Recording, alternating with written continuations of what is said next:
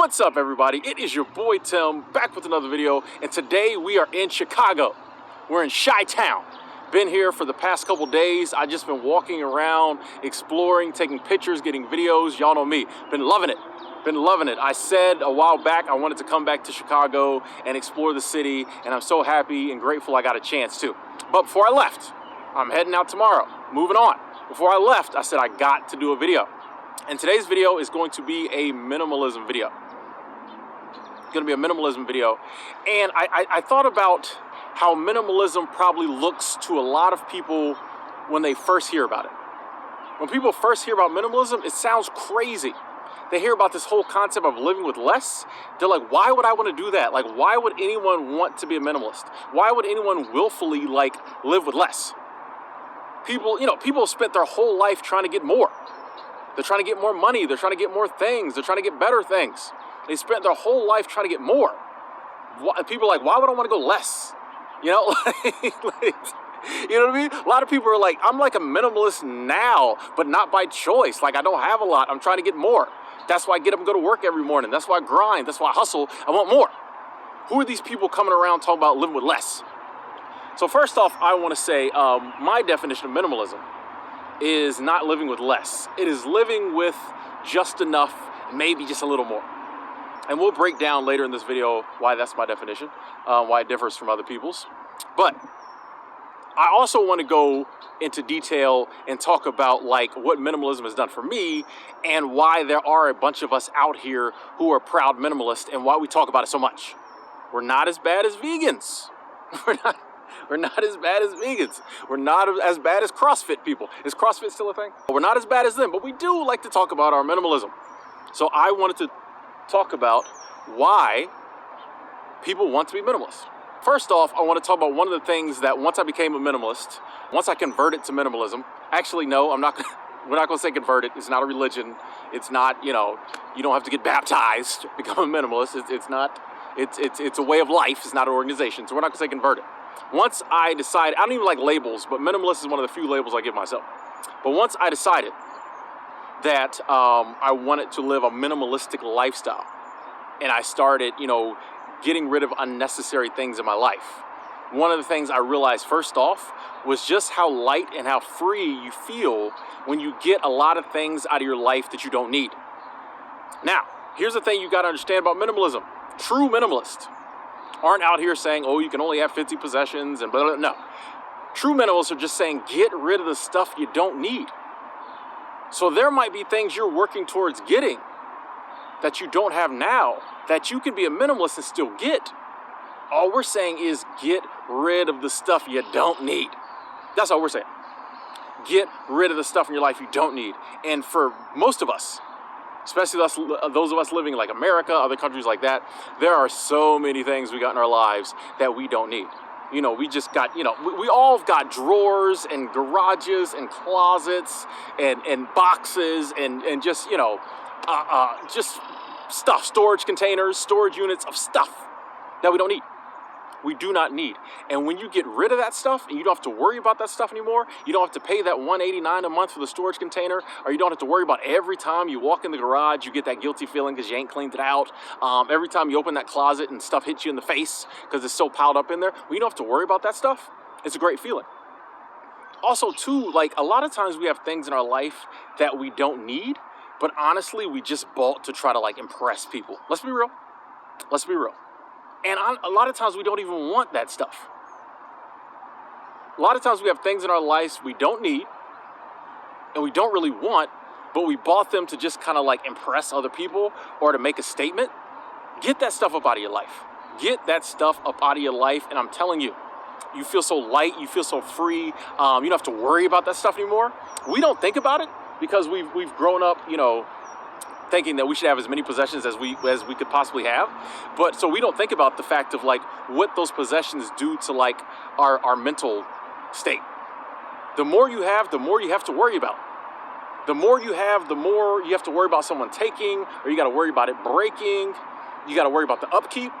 That's a lot of stress. And every time you add something to your pile of things, it adds more stress to your life. We don't think about that.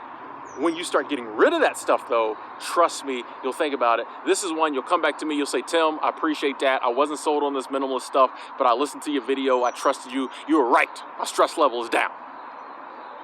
Second thing, when you have less stuff, or when you have just the stuff you need, you don't have to spend all that extra money on that stuff you had just to impress people, right? That stuff you have just because you have it, just because somebody gave you the credit to buy it, so you bought it.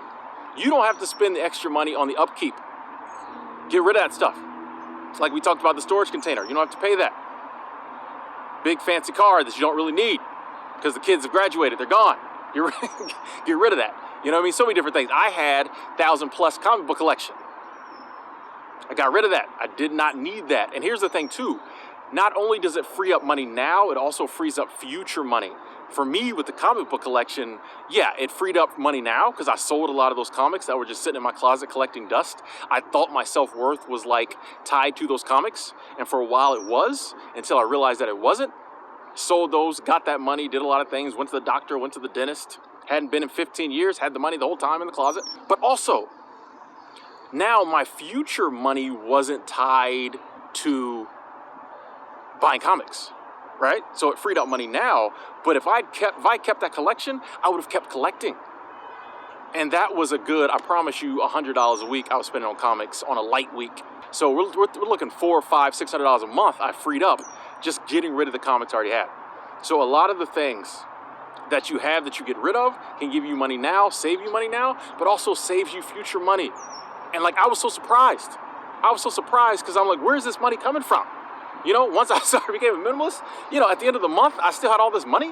I'm like, what am I supposed to do with it? Like, literally was like, what am I supposed to do with this money? It was a great feeling to go from like, where am I going to find the money to do things I need to do, to like, what am I supposed to do with this money? So I was here yesterday and I did not realize that like, I was in front of like a cultural icon, if you will. Something that has a lot of significance in my life. I did not realize what it was, but right here in front of you, ladies and gentlemen, it's called Buckingham Fountain, but it's the fountain from Married with Children, right? One of my favorite TV shows, Married with Children. Shout out to the Bundys, especially Kelly Bundy. But yeah, this is the fountain from the beginning, from the intro. Like, I did not know that until I posted pictures on Instagram, and somebody was like, ain't that the Married with Children fountain? I'm like, what?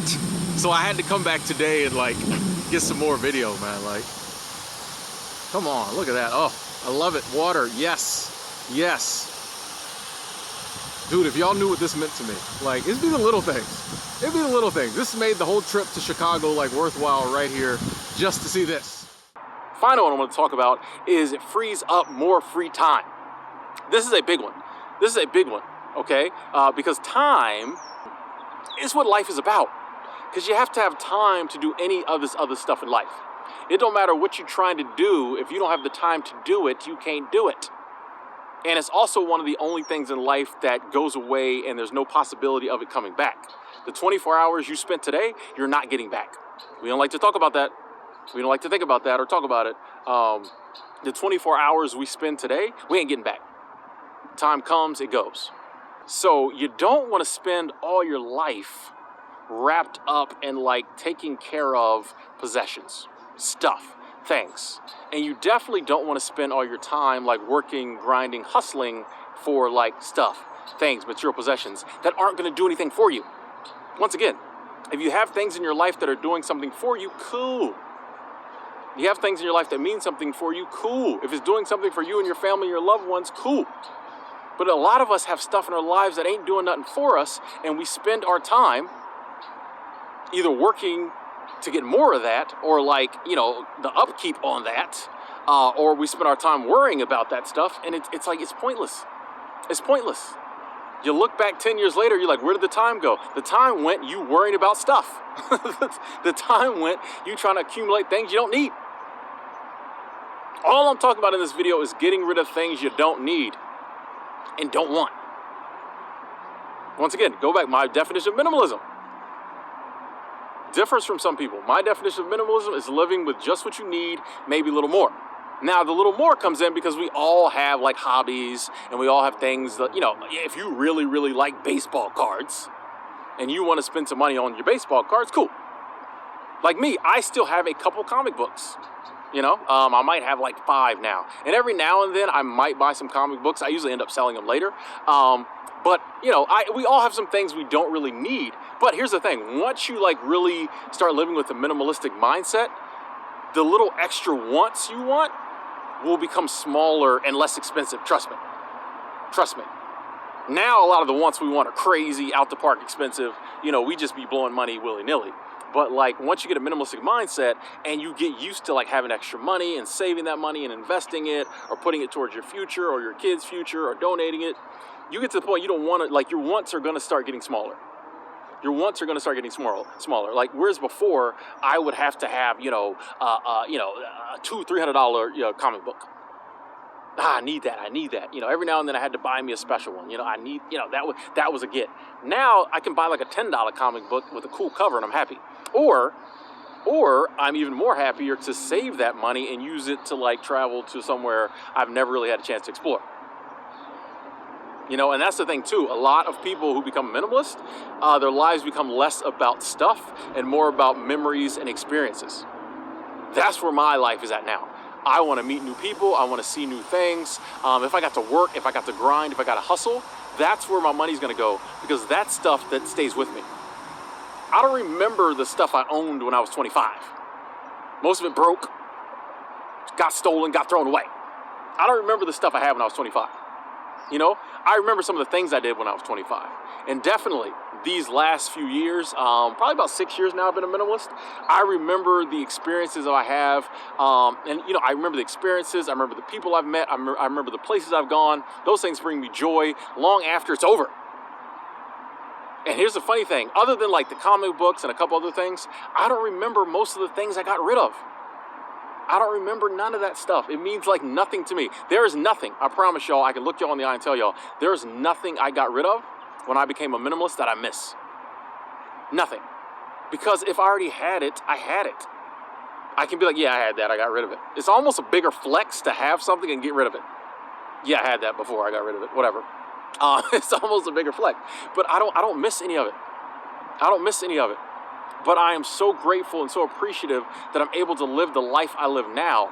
And if you look at my life, if you were to look at a timeline of my life, there is a clear deviation from when I stopped just living life like everybody else, like society wanted me to, and when I started living the life I wanted to live.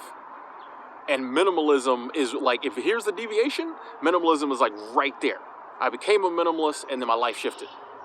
Okay, a lot of other things came into the mix as well, like travel and seasonal work and just some different things, some growth, meetings with different people who helped me to get my mindset straight, a lot of different things. But minimalism was the catalyst. If you took minimalism out the picture, I probably still would just be like living in Gainesville, Florida, you know, trying to grind, get me a condo downtown, get me a BMW. All these things I thought I wanted to do, I didn't really want to do. Probably would be like a toxic relationship, I don't know. You know, but I do know that minimalism has put my life on a path that I'm so grateful is on. So, those are the reasons why. Just 3. There's more. Those are 3 reasons why someone who wants to become a minimalist. If it's something you're thinking about, please go for it. Test it out. You can always go back. Like, you can always buy stuff back. Remember that, folks. Anything you get rid of, you can always buy back. If there's anything you got that you can't get back and you don't want to get rid of it, hold on to it. There's no rules. Hold on to it. Minimalism is not a religion. There's nothing you have to get rid of. Hold on to it. But anything that you can buy back, get rid of it. You can always buy it back. You know, so yeah, just if you're thinking about minimalism, go for it. You know, don't listen to other people. I mean, listen to whoever you want to. But I don't recommend listening to people who are like these hardcore extreme minimalists who tell you all this crazy stuff. You can only have 12 possessions and you got to, you know, sleep in a hammock. All this. No. Minimalism, my definition, living with just what you need and spend the rest of your time, your energy, all that extra free time you're going to have now. Spend that doing things you want to do in life. Spend that with people you love. These are the things that you're going to remember. These are the things that give your life meaning. Possessions do not. Anyway, I'm Tim. Thanks for watching. I got to go do a little more exploring before the sun goes down. And I think I'm going to have me some Wingstop for dinner. Oh, I love it. I love my life. I'm telling you, I love my life, man. You know how giddy I got thinking about that Wingstop? Anyway, thanks for watching. I'm going to talk to y'all later.